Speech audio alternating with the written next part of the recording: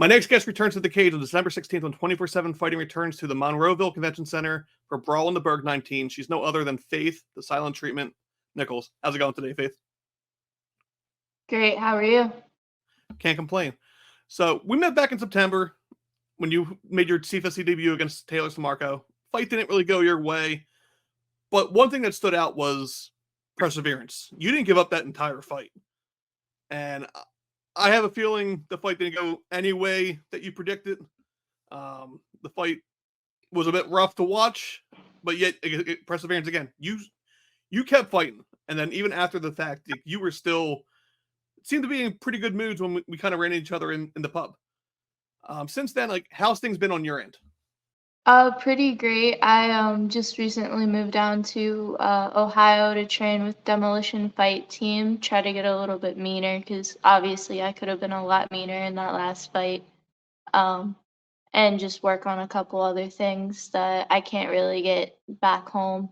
There's more girls here and more people my size, so. Yeah, and Demolition, I mean, great gym. There's what Dylan Butka's out there. I know Yes, Alonzo Turner's out there too. I know he fights like the night before you.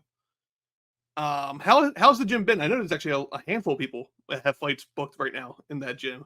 How's it going with like people with having fights actually booked? Pretty good. Everybody's pushing each other, making sure we're all staying healthy, great attitudes and atmosphere all around. And speaking of the team, like who are you like working with particularly for this camp? I'm working a lot with a new Amy here. Her name's Sydney Leaf. Um, she actually has her second MMA fight here December 1st in I think it's Philadelphia, PA. Um, She with Maverick? and I believe so. I believe that's a card. Gates Cook is also on that card. And I work a lot with Diamond Long and Chelsea from the Smile Back gym out in Fightopia. She's been coming down here and gives me some looks too, along with some of the guys too, but mainly out of the girls, those are my main training partners right now. A lot of different looks, different weight classes as well. If you're dealing with the guys as well, I'm assuming as well. How's it? How's preparation coming into this? I mean, we're about a month away, give or take. Yeah, it's running smooth. I just had my first like mini Shark Tank this morning, and that went pretty good. My cardio is great. I'm not too concerned about that for this fight at all. Um, just again, gotta work on getting mean. And speaking of that, last time I said, perseverance was what I took out of that fight. I know. I think I even told you. I think I texted Hunter from 24/7, like during the fight, like you need to get this girl on a card out there. Now, after that kind of fight, most people would go and find like a can to fight. You're fighting a 4-2 fighter in Alaina Dutill, who is the most seasoned fighter you've faced. Like Taylor was like 2-2 when you fought her. She's 4-2. I think she's coming off a win now. Prior to that, she lost to a fighter that Taylor actually beat. Why? Like, what made you decide to step up to like an even more seasoned opponent? It's respectable. My coach was like, "Hey, there's this matchup. Do you want to fight?" And I said, "Yes. I mean, I'll fight anybody. I'm not scared of a record." And that's the way to look at Um, it. Especially at the amateur level. This is where you learn. You learn at the amateur level because when the pro record goes, there's no eraser at that point. With that, how did this fight come together? I'm assuming like you kind of said it, your coach was kind of like messaged about it, and then you talked about it. How did it all come together? yeah, so actually it was kind of like a surprise fight. My coach back home in PA helped set it up. 247 got a hold of them, and they had to wait till after because I was supposed to fight earlier. I think it was this month. I was supposed to go against Emily again, and she ended up being injured, so that fight didn't happen. And then later, Jim Mooney sent me my contract, and I was like, "I'm fighting," and they kind of just told me, "Yeah, this is the fighter. Do you still want to do it?" And I said yes. So it I was mean, kind of like a good homecoming. and that's gonna be, that's one thing I that's why I kind of reached out to like Hunter during the fight, because I was coming into Philly sucks when you're not from the area. We're a bunch of shitty fans, so like coming in as like the B side is never welcoming at all.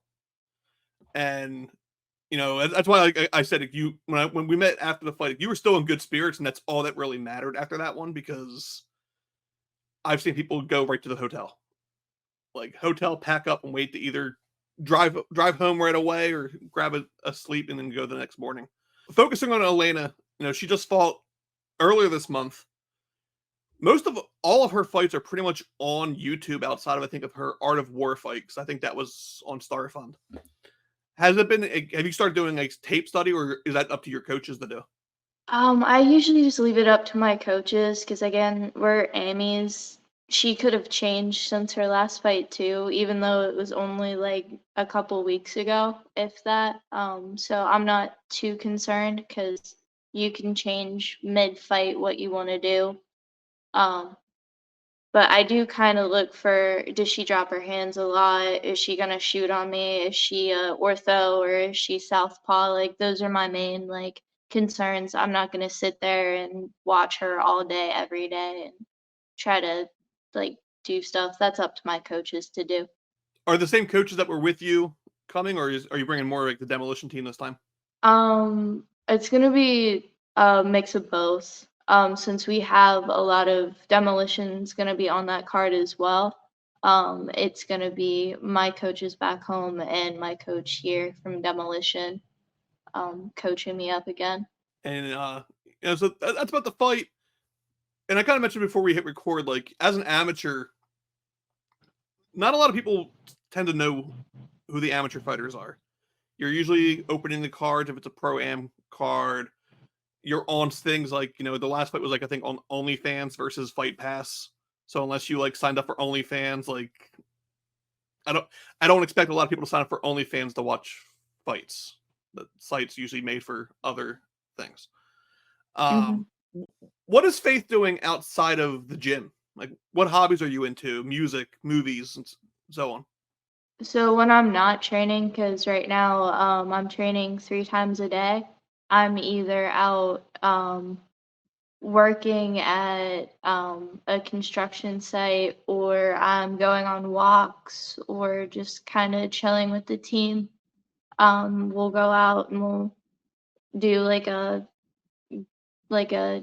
fight team dinner or we'll just hang out at somebody's place and play UFC, whichever game's out now, and watch fights or just hang out and watch Netflix and stuff when we're not training. So.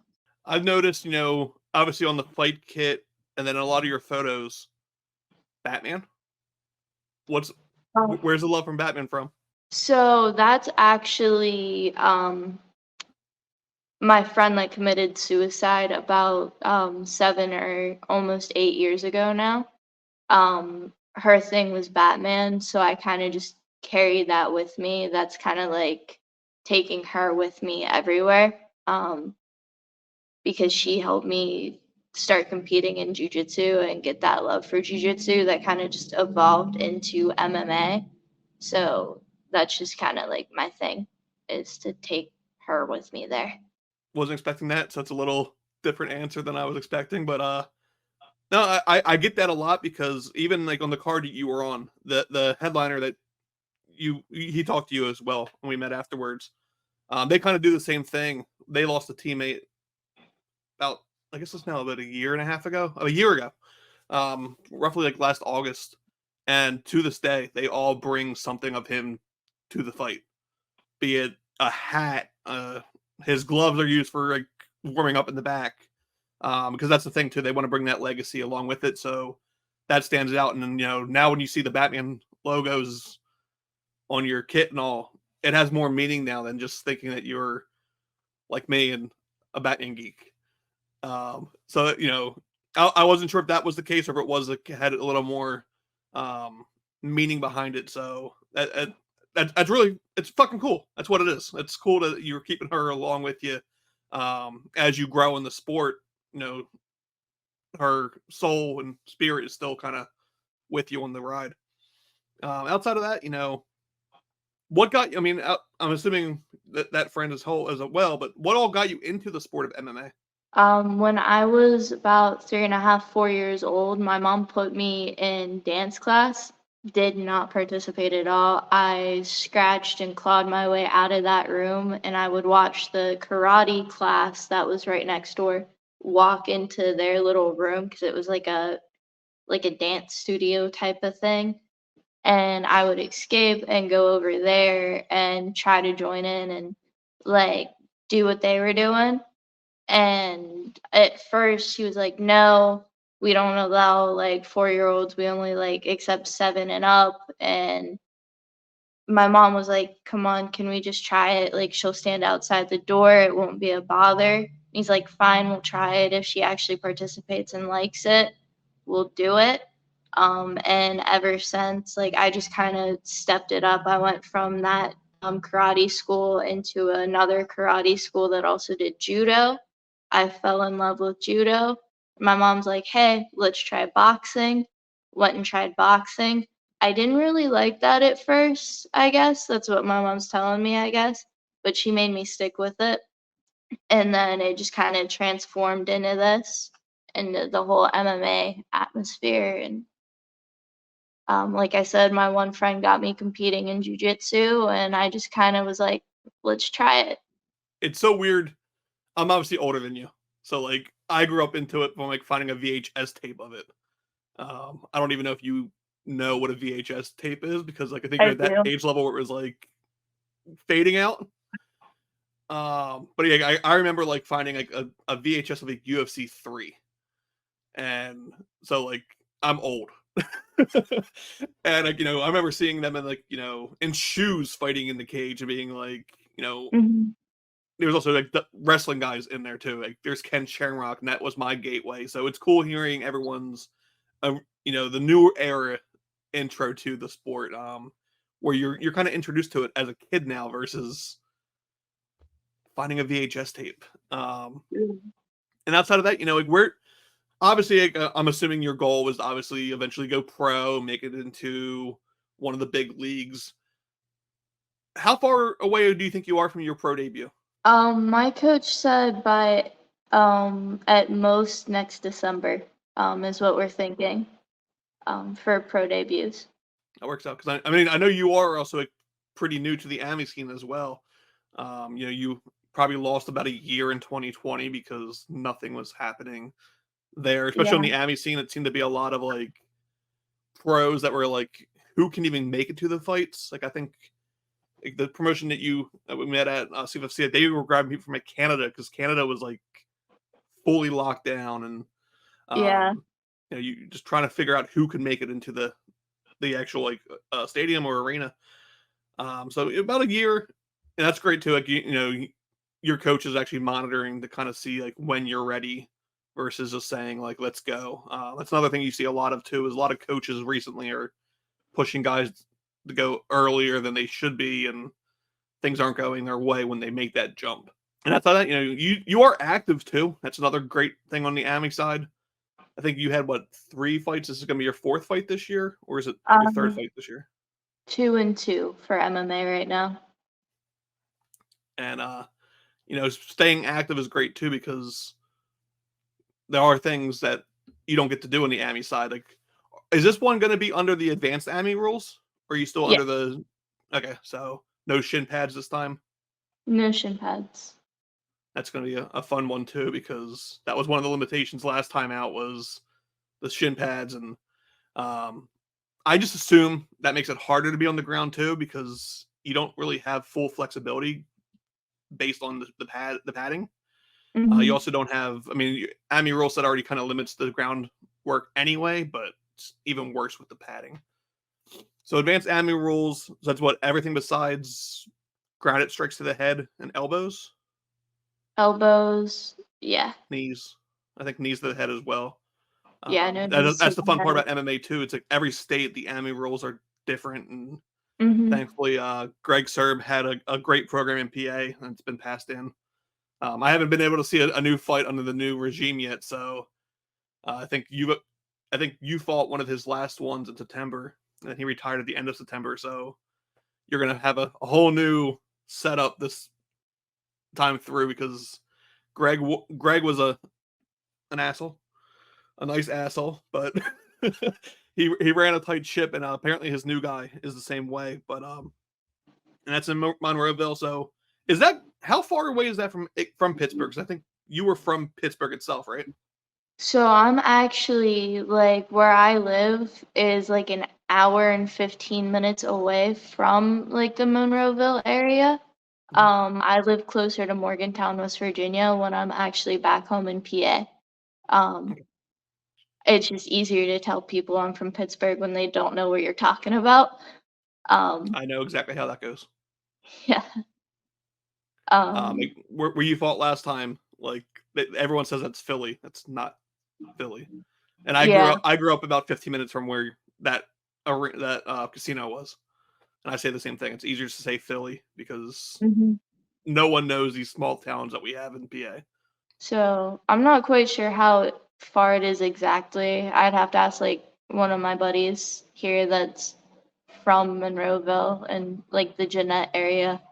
Um, but for me, if I would go from home, it's like an hour and 15 to get to the convention center, um, on a good day.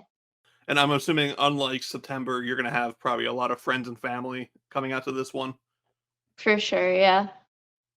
And A then, lot of my West Virginia family, and Pittsburgh family are gonna be there, so it's awesome because I mean like I said, that's kind of the reason why I reached out to Hunter and was like, I didn't know at the time you were already on their radar, but I was like, it's that feeling of not being alone is is major. Like I've seen people make their pro debuts, even the town over, like going from Philly to like Atlantic City, and it's still just a little weird because it's close enough to drive, but you have people who will find any excuse not to drive. yeah. When you're a little more local, it's a little like you don't have an excuse. Like so and so's driving, ride with them. And that's where I saw. Like, I think I don't want to speak for Jose as well. But I think it's kind of what we both kind of said. Like obviously you were brought in as a major B side on that fight, and then kind of just like fed to the wolves. And we both said like, we saw so much potential that like we just want to see you in a more fair booking. And Mhm. this one seems to be there. Like I said, even though she's 4-2, she's more seasoned than even Taylor or even the other women that you fought. This seems a lot more fair and a lot more even matched. I even messaged the guys too and said, if this didn't overlap UFC, I'd even be making the drive out because, like I said, I saw enough from your defense that I want to see now. I want to see your offense in person. So I'm hoping to catch maybe the replay afterwards. But December 16th, Monroeville, PA. I kept wanting to say Pittsburgh, and I guess that's like near Pittsburgh. You said you face Alaina Dutill, probably one of her last amateur fights too. I think she's also aiming to go pro end of this year, so this will probably be her last, and then next year, um, unless you ruin plans and maybe she sticks around in the Amis a little bit longer.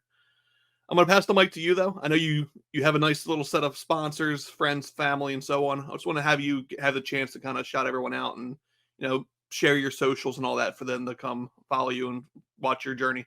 Yeah, so if you guys wanna follow me, I have Facebook and Instagram. It's, Silent Treatment 2018 on Instagram, and it's just Faith Nichols on Facebook.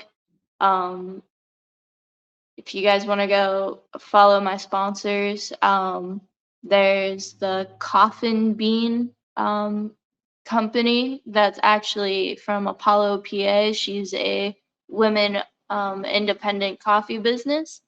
Um, Silverback stripes, prompt quality painting, Sierra Shorts Chiropractic Center.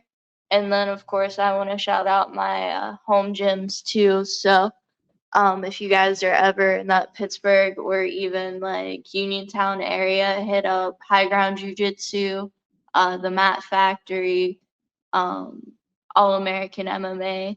And then if you guys are ever around Ohio, come hit up Demolition. There's always people here to get some work in.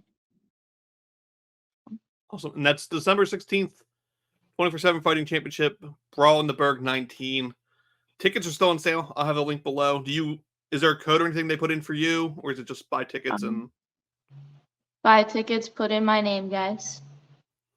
and then they also offer a stream too. Stream is like $20. So if you're not Yep. in the area, like $20 is you're not really getting any regional MMA direct stream for that cheap. So I'll link both below. I'm assuming with the stream too, probably the same thing. Put your name in there and you get a little kickback of that. Yes, So sir. tune in. It's gonna be a great card. 24/7 I think is a bit underrated right now. Like no one's giving them a lot of attention because they're just another promotion in PA. But they've built up a lot of good fighters and hope to see you be the next one. So I want to thank you for your time. I'll get this up, and best of skill next month when the fight goes down. Okay, thank you.